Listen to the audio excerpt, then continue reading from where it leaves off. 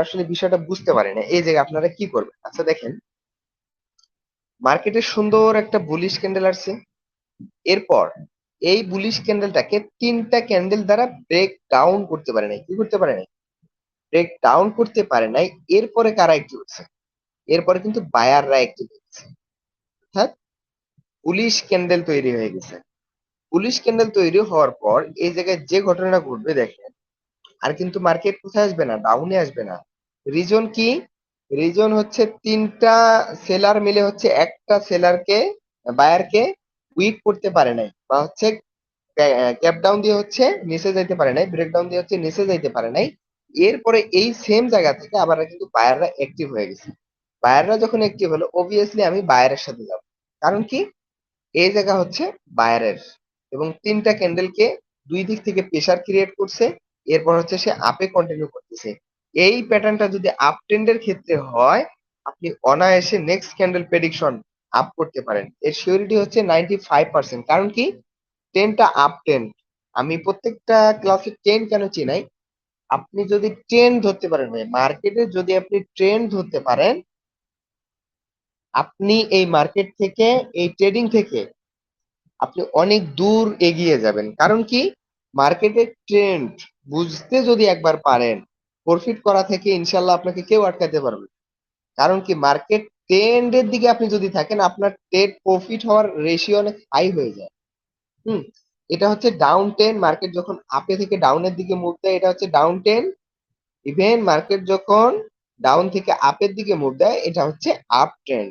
তো আমরা প্রতিটা ক্লাসে ডাউন ট্রেন্ড এবং আপ ট্রেন্ড এটাই বলি, যে আপনি যদি ট্রেন্ড শুধু আইডেন্টিফাই করতে পারেন, যদি ট্রেন্ডটা আপনি ধরতে পারেন, বাইনারি ট্রেডিং এ ভাই প্রফিট মেক করা ইজি ওয়ে। বাট আপনাদের ইমোশন কন্ট্রোল করা না করার কারণে, ডিসিপ্লিনে না থাকার কারণে, রুলস এর মধ্যে না থাকার কারণে আপনার হচ্ছে ক্যাপিটাল হচ্ছে শেষ করে ফেলে, জিরো করে ফেলে।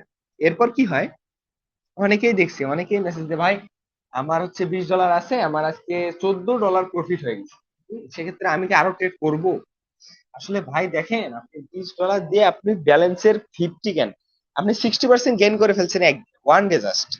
তাহলে আপনি আদার্স কোনো বিজনেসের দিকে তাকান, যে ওটা হচ্ছে কিনা। আপনি একজন ঝালমুড়ি আলার দিকে তাকান, একজন রিস্কাওয়ালার দিকে তাকান। একজন রিস্কাওয়ালা সারা দিন কাজ করে সে $5 ইনকাম করতে পারে। তাহলে আপনি কোথায় আছেন ভাই? আপনি আজকে $14 ইনকাম করছেন, ওয়ানলি $20 ডিপোজিট করে। তো এটা আপনাকে মানতে হবে যে এটা আমাদের জন্য আজকের জন্য অনেক কিছু। অনেকে আছে যে $10 ডিপোজিট করে $50 প্রফিট করে ফেলছে, দিন শেষে গিয়ে লস করলো। তাহলে ওর থেকে তো রিস্ক ওয়ালাই ভালো। আপনার তো এখানে আসার দরকার। আপনি এখানে আসছেন ডিসিপ্লিন অনুযায়ী চলতে হবে আপনাকে। ট্রেডিং হচ্ছে, আমি বারবার বলি, ট্রেডিং হচ্ছে একটা ডিসিপ্লিন, একটা রুলস। যদি মানতে পারেন ট্রেডিং আপনার জন্য, মানতে না পারলে ট্রেডিং আপনার জন্য না। সোজা হিসাব। কারণ এখানে আমি কোনো মিথ্যা কথা বলতে পারবো না। মিথ্যা কথা বললে আপনাদের ক্ষতি হবে, আমারও ক্ষতি হবে। মিথ্যা কখনো সফলতা বয়ে আনতে পারে না।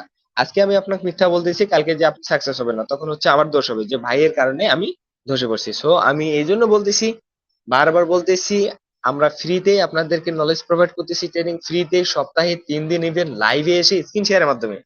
এটা আপনারা বুঝতেছেন না?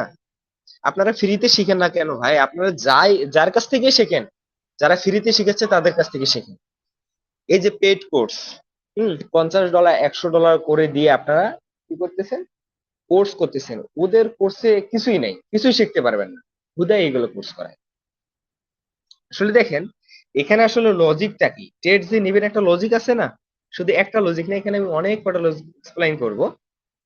আমি বলতেছি, আপনি শোনেন। টোটালি একটা আপ ট্রেন্ড মার্কেটে আপনি সাধারণত আপের দিকে ট্রেড দিচ্ছেন। লজিক হচ্ছে একটা, ট্রেন্ডের সঙ্গে আছেন আপনি। ওকে। দ্বিতীয়ত এখানে দেখেন টেকনিক্যাল অ্যানালাইসিসটা কি বলে। Technical analysis, technical analysis that means হচ্ছে অনেকগুলো বায়ার কি করছে, এখানে ক্যান্ডেলটাকে আপে নিয়ে গেছে। এরপর অনেক সেলার আছে, এই ক্যান্ডেলে সেলার আছে, এই ক্যান্ডেলে সেলার আছে, এই ক্যান্ডেলেও সেলার আসছে। আসার পরে কি হয়েছে, এইখান থেকে আবার কিন্তু বায়াররা অ্যাক্টিভ হয়েছে। এখান থেকে যদি ডাউনে মার্কেট কন্টিনিউ করতো না, তাহলে কিন্তু ডাউন ট্রেন্ড চালু হয়ে যেত, ওটা আর আপ ট্রেন্ড থাকতো না। যখন 4টা ক্যান্ডেল রেড বানায় না, ওটা মুভমেন্ট টাইম চালু হয়ে যায়। যেহেতু এটা করতে পারে নাই, এরপরে কারা আসছে? এরপরে আসছে বায়াররা। বায়াররা এসে কি করছে, এই ক্যান্ডেলের সমানও ক্লোজ দিতে পারে, একটু আপে যাইতেও পারে, একটু হালকা একটু ডাউনও থাকতে পারে। এরপরে ক্যান্ডেল আপ হবে কেন? কারণ মার্কেট হচ্ছে ভেরি আপ ট্রেন্ড, ইভেন এখানে সেলাররা অনেক উইক বা অনেক দুর্বল, এখানে তারা টিকতেই পারে নাই। আর সব থেকে বড় কথা হচ্ছে এই ক্যান্ডেলটা যে আছে লং ক্যান্ডেল, এই ক্যান্ডেলটার যে প্রেসার, এই ক্যান্ডেলটা সেম প্রেসার আছে। তার মানে কি, এখান থেকে বায়াররা এখানে অ্যাক্টিভ হয়ে গেছে, মানে আমার ট্রেড করতে হবে বায়ারের সঙ্গে। কথা ক্লিয়ার? আচ্ছা, এই ট্রেডে আসলে আমি যে এইটাই শিখালাম যে এইটাই আপনাকে ভালো লাগছে বা কারো কারো ভালো না লাগছে, ভালো নাও লাগতে পারে, যে আপনাকে এই ট্রেডটাই করতে হবে এমন না। আমি প্রতিটা ক্লাসে ওটিসির ক্ষেত্রে হোক, রিয়েল মার্কেটের ক্ষেত্রে হোক, এটা পুরোটাই অ্যাপ্লাই করবেন। কারণ কি, এগুলো হচ্ছে সাইকোলজিক্যালি থিঙ্ক করছে।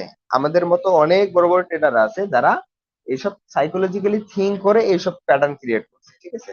তো এখানে অনেক লজিক আছে, আপনি জাস্ট মার্কেটের সঙ্গে মিলাই নিয়ে আপনার ইমোশনকে কন্ট্রোল করার পরে আপনি যদি এই প্যাটার্নে ট্রেড করতে পারেন, আপনি ইনশাআল্লাহ এই প্যাটার্ন থেকেও অনেক কিছু করা সম্ভব। এখন কখন কখন সম্ভব না, আপনার দেখা যাচ্ছে 10টা ট্রেড নিলেন, এখন 10টার মধ্যে আপনার 8টা প্রফিট হলো, এখন বলবেন যে ভাই প্যাটার্ন তো দুর্দান্ত কাজ করতেছে। আমি হচ্ছে 8টা ট্রেডে যতগুলো প্রফিট করছি, আমি এখন নবম নাম্বার ক্যান্ডেলটায় গিয়ে আমি সব ডলার প্লেস করে দিব। আসলে এইটা কখনো money management, risk management, emotion কন্ট্রোলের মধ্যে পড়ে না। কারণ আপনি যখন মানি ম্যানেজমেন্ট এবং রিস্ক ম্যানেজমেন্ট ফলো করবেন না, তখনই কিন্তু আপনার ইমোশন চলে আসবে। এই যে আপনি যে 8টা ক্যান্ডেলে পার প্রফিট করলেন, এখন প্রফিট করার পর আপনি নবম নাম্বার ক্যান্ডেলে গিয়ে যে সবগুলো মারতেছেন, আপনার প্রেসার ওইখানে হাই হয়ে গেছে। কারণ কি, এই আমি এতক্ষণ ধরে প্রফিট করলাম, যদি এটা আমার লস হয়ে যায় তখন কি হবে? আচ্ছা, বাই চান্স এটা রেড ক্যান্ডেল হয়ে গেল, তখন আপনি কি করবেন? হতে তো পারে হওয়ার পরবর্তী ক্যান্ডেলটা আবার আপে চলে যেতে পারে। আমি এখানে বলতে ভুলে গেছি, এখানে যদি কোনো কর্মে রেড চলে আসে বা হচ্ছে সেলাররা অ্যাক্টিভ হয়ে যায়, আপনারা নেক্সট ক্যান্ডেল এমটিজি করতে পারেন, 1+MTG। 1+MTG, দ্যাট মিনস হচ্ছে এই ক্যান্ডেলটায় আপনি আপওয়ার্ড ডিরেকশনে ট্রেড প্লেস করেছেন, কোনো কর্মে এটা আপে যায় নাই, এর পরের ক্যান্ডেলটা যদি রেডও হয় এই পর্যন্ত আসে, এই যে লেভেলটা আছে না, এই যে নেক্সট লেভেল রেড ক্যান্ডেল, এটা যদি নিচে এসে ক্লোজ না দেয়, আপনি আবার ট্রেড আপে নেন, আপনার ট্রেড ডিপ্রিসিয়েশন হয়ে যাবে। এটা হচ্ছে ওয়ান।